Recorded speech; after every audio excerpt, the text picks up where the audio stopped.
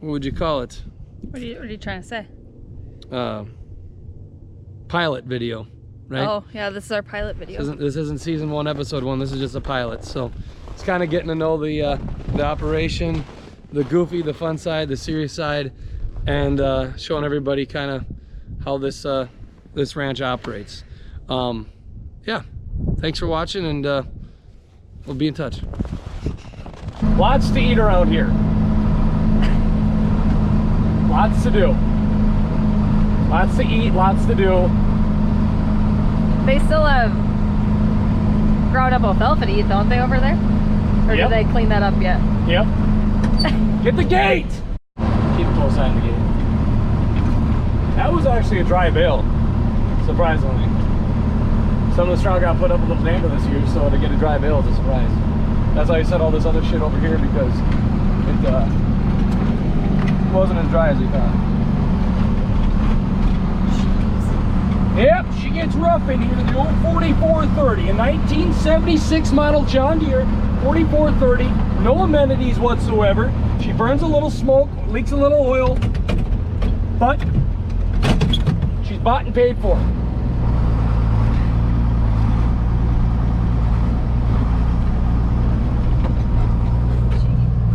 Hang on, we're grabbing one.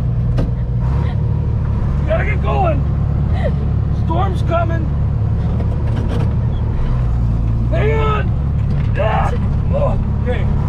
We're locked and loaded. We're locked and loaded. It is. This is crazy. Well, when you're living out here in the frozen tundra, sometimes you just gotta get things done quick so you can stay warm. Oh, watch out, girl. Easy, easy. Oh boy, that was a close call. Jesus. 404 Dennis. Have you ever hit a cow with your tractor? No, I haven't. I am very fortunate to not have hit a cow with a tractor. Get out of the way! Run for your lives! Get out of there! Get! We're all gonna get golden showers. Tell us why you do this. You can be serious. Well, I'm trying to make a living. But, more or less, we're bedding these cows down so they have a place to lay, stay dry, stay clean. You know, there's times when they lay down and they can freeze their tails to the ground and all sorts of weird stuff. How would you like to lay on the cold, frozen ground? So, straw is just that bed sheet that they need from Mother Nature. We're gonna do one more. It's so hot in here. It is very hot in here.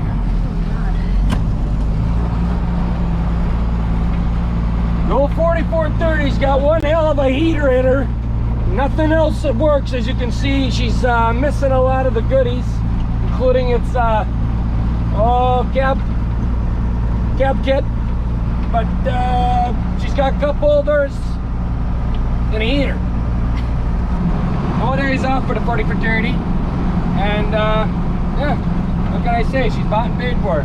Don't owe us a dime. We run her like we ain't got a dime in her.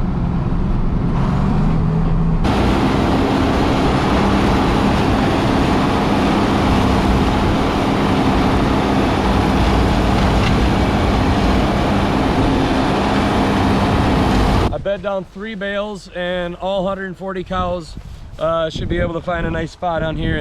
And we have them protected by trees. And then the windbreaks, but for some reason they'd rather be behind this chunk of trees than those windbreaks there.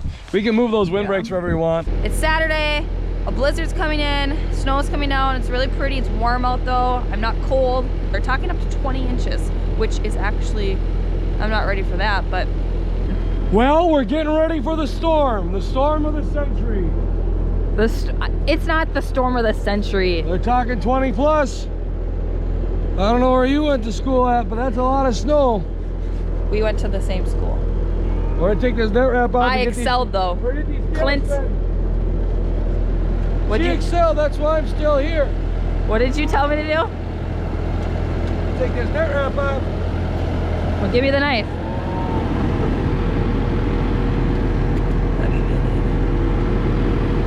Clint works with the most crappy box cutter. That's a good knife.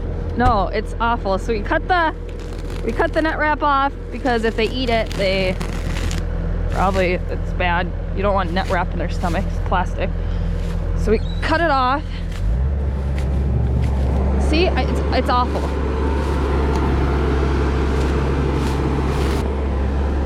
Okay, now we take it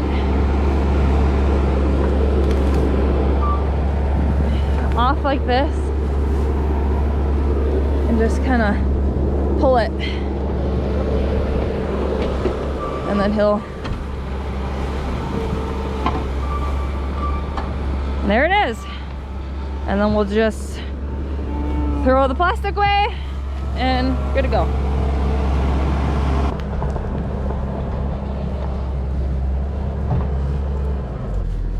Get away from them cattle. Get out of there. The thing that makes me most mad is when I make a mess, and I hate making messes. Why'd you make a mess? But then I look at my life every day. Oh my God.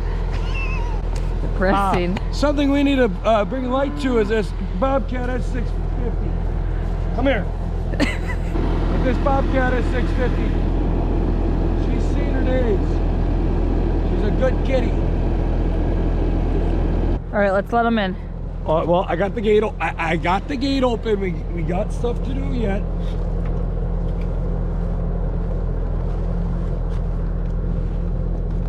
I'm gonna get this Bobcat out of here, and then we'll let these cattle in. These are heifer calves, and we're gonna breed them back in our program, which is exciting to watch your own cattle program grow and thrive, and you get to see good genetics come through from your cows or your bulls that you use. And Come on now. should I walk them out? No, you stay right there. These animals are capable of anything. Come on now. Cows do kill more people than sharks every year. Come on now. I'll walk them out. No, keep your distance. What? I want to call them out. Oh, okay. Call them in. Come on now. Come on now. See, when people say it's hard moving cattle, this is why. Come on now. Come on now. Just walk in there. Come on now. They'll walk out. They don't like that I'm standing here. They're so scary.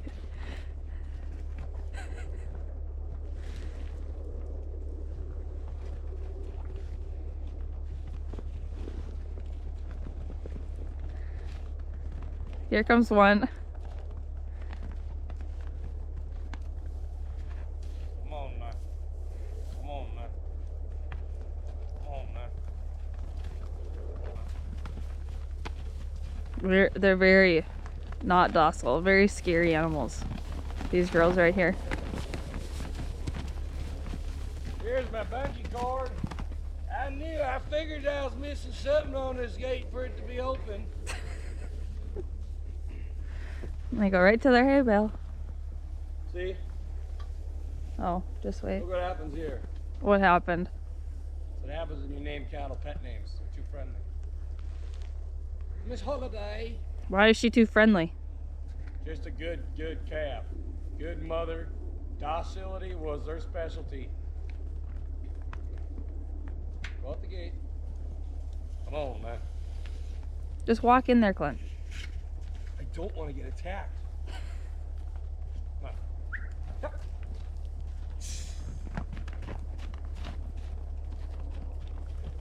Okay. Well, that's how we ranch around here. I tell you what.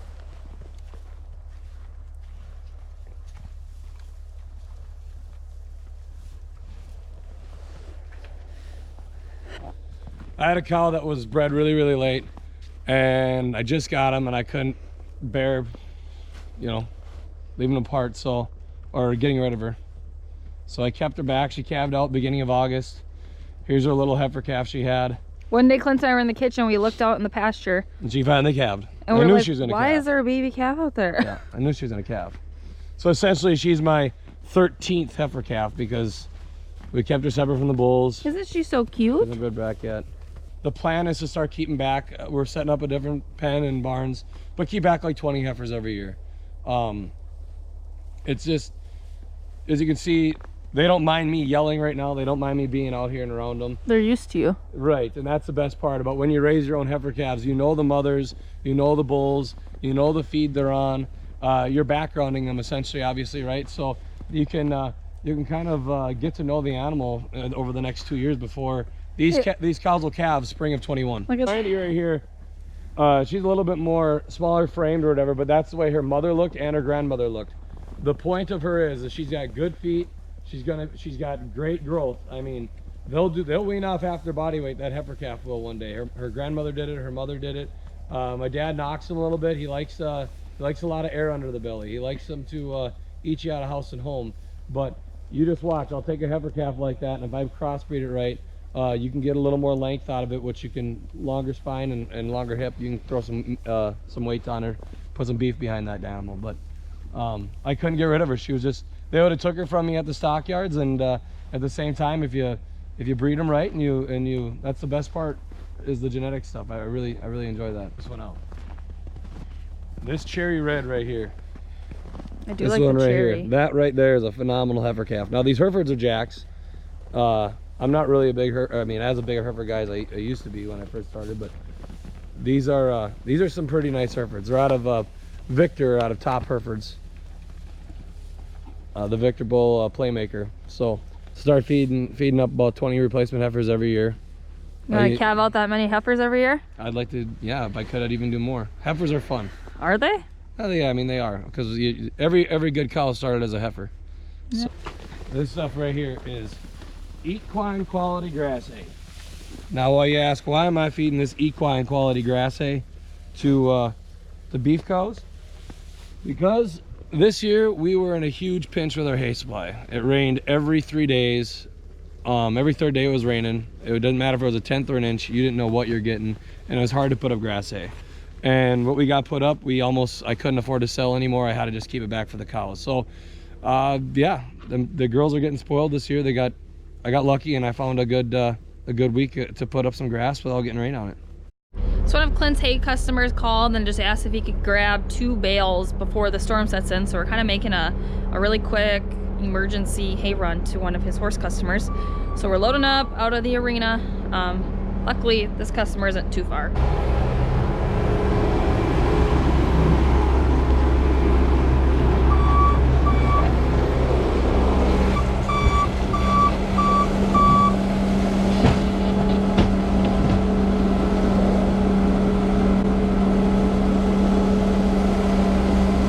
So, our biggest challenge now is making sure we're on the road. Yeah, because you literally can't see anything. See this. You can't see where the road is. So as you can see to our left here, a lot of standing corn left in the area. Guys had one heck of a time getting it in, and they're having even a harder time getting it off. So that could also make a challenge for all this heavy wet snow. You can kind of see it's leaning on it now, and they're talking 30-mile-an-hour winds tomorrow. It's a recipe to start laying some corn down. And on top of it all, it's gonna drift like crazy, because corn just catches all this snow when the wind starts blowing. So it's gonna be interesting to see what some of these roads look like. It's coming out pretty good. I can't see! And that's all for now. Let me get some coffee quick. I need coffee. So it's Sunday, the blizzard is here. It's pretty bad out actually. We couldn't see, visibility was pretty low on the way over, but we're able to get up to the cows. We fed them a little extra, and they're really excited. Back where they are at, the wind isn't too bad. It's actually really quiet, and that's why they're up here, so they're protected from the wind. If it was bad, I think they would open the yard, because they have access up into the cattle yard right now for their water, and if it was that bad, I think they have to kind of signal. Luckily, we brought the tractor home last night, or else I don't think we would have gotten over here because our road was filled so bad. So we just fed corn silage and corn screens. Mixed it all up. Anything else? Just those 2. Well, they're gonna get some grown hay now. Yeah, but just what we just fed. Right, yeah. corn silage and corn screenings. But no, we got windbreaks set up back here. We got a thick shelter built. The cows actually were more content being out here than being up in the yard, which is surprising to me. But yeah, they have access up there. They're on rural water. So yeah, they're happy out here. I'm not gonna move them. But yeah, so they're out here, they're eating right now. Very quiet behind these trees. They got plenty of shelter. They're content. They are very content. Now we're gonna go grab the bale processor and feed a couple bales out here. We feed in bunk lines once we get them up in the lot. Right now, we feed on the ground. Just the simple fact is we're all the way out here in the pasture, and it's just easier to feed them on the ground. It makes no difference. We feed a new path every day. Oh, it's hot in here. It is. It's either that or you get steamy windows.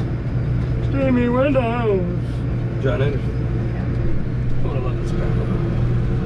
Get a little breezy from the backside.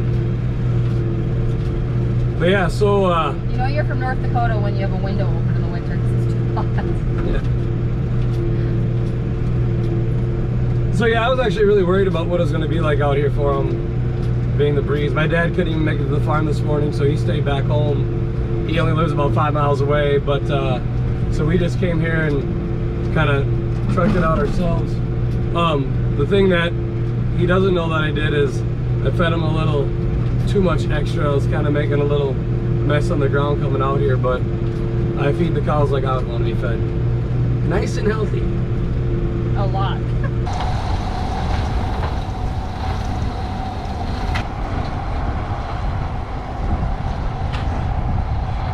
Morning commute. This is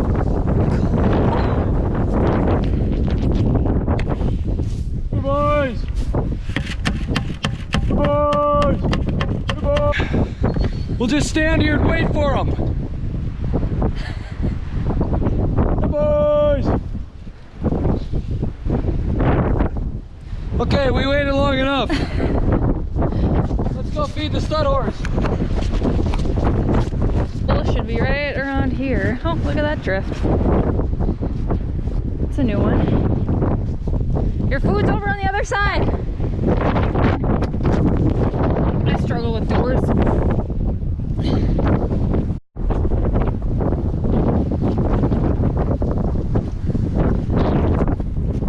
Had the water freeze up on us, had to go get fresh water. I can't get it either. Oh no, what are we gonna do? We have a horse trapped in here. Someone help!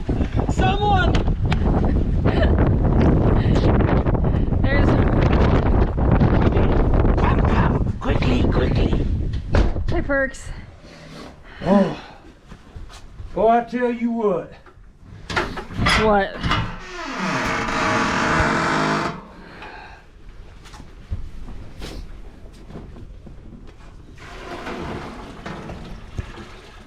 Fresh Coors Light. His favorite beer. Oh yeah. I think I got one more feeding left in this. Yep. Look what we found at the bottom of the barrel.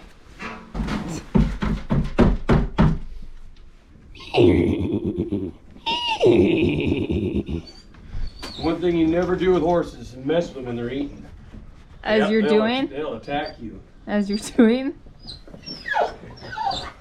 He's a good horse.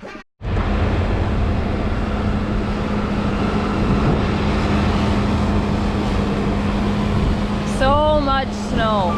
This is nuts. I got the bobcat stuck. Luckily Clint got it out for me.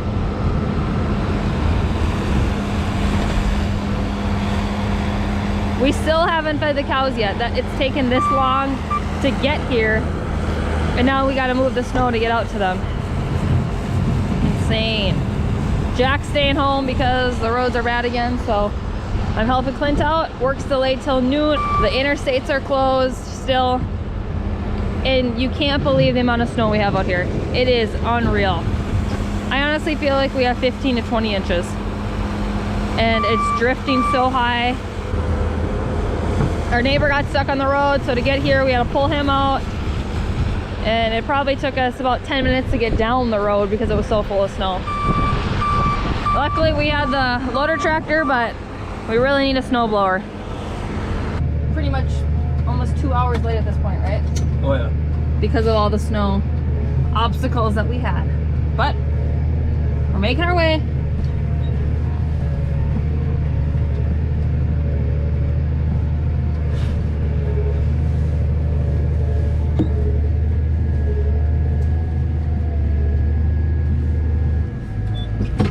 Feed right here.